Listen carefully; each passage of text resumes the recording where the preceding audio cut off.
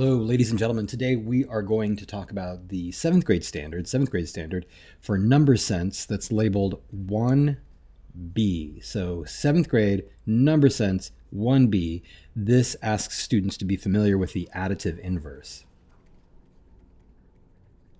And this may seem like common sense to you once you hear what it is, and it may seem simple to use, and I hope it is, but we're going to look at a couple applications just to help us understand. All right, let's take a look at the first one here. It says, for a science project, you will need to lower the temperature of water to 0 degrees Celsius. The water you have is 23 degrees Celsius. You'll need to change the water temperature by how many degrees before you can start your project. So if you can imagine, there's a number line, right? And on this number line is one temperature where you are right now, 23 degrees, and another number where you'd like to get to. We want to change this number to get to 0. So we are currently here. And I'd like you to ask yourself, is this going to be a positive change or is this going to be a negative change, right? Because these are our two options here. And I hope you see that it needs to be a negative change. The water needs to get colder, so we want to make that change negative. So what we're asking you to do, or what you're being asked to do, is to add a number to your current temperature. So our current temperature, let's say, is 23, and we need to add something to that to bring it to 0. We know it's going to be a negative change, so we're going to add a negative number. I'll put it in parentheses so the negative sign doesn't get confused with the positive sign. Some messy parentheses there. Let's try again. And we need to get down to 0. So let's see how far we would have to travel. We would have to travel from here all the way to 0. And we have to ask ourselves how far that is. And I hope you realize that that would be 23 steps in the negative direction. So we're going to add negative 23, which gives us a total of 0. And that, my friends, is the additive inverse. When you have a number and you add that number's opposite to it, you will get a total or a sum of 0. Basically, the additive inverse says, if you add an opposite to itself, you'll get the total of 0. Okay, so let's look at another example of how this might work.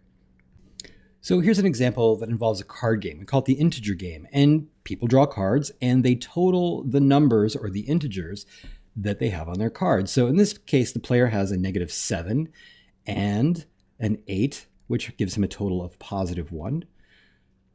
From that +1, he adds another card. That's -2. That brings him to -1. To that total, he adds another card. I'm sorry, that was -1. And that's -3, which brings him to a total of -4. This hand of the integer game is worth -4 points. Now, let's imagine that this person draws 2 more cards, right? They draw, that means they pull 2 cards out of the pile, 2 more cards.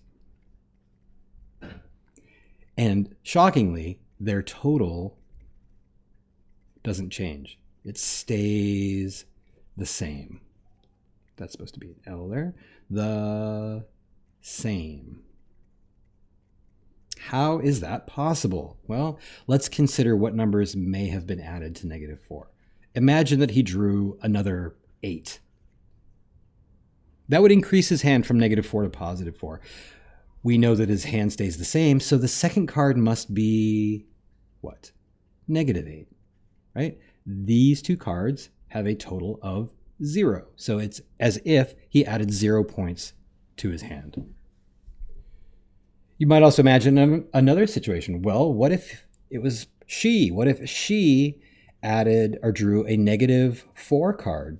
That would give him a total of -8. Well, the next card must be a +4 in that case, because -4 and +4 have a total of 0.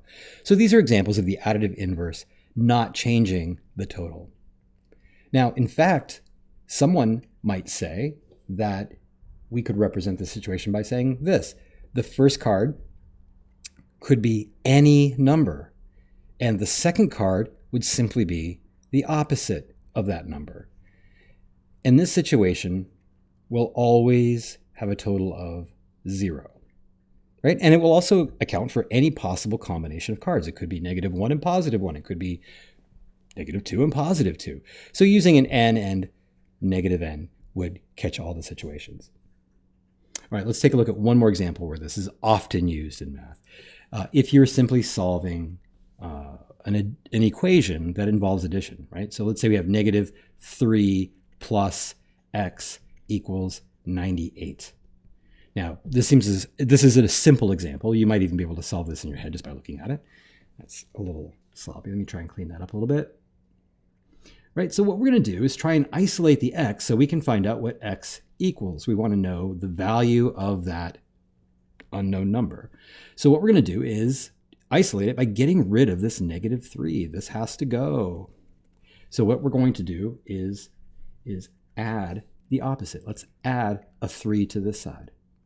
That would leave us with 0 plus x.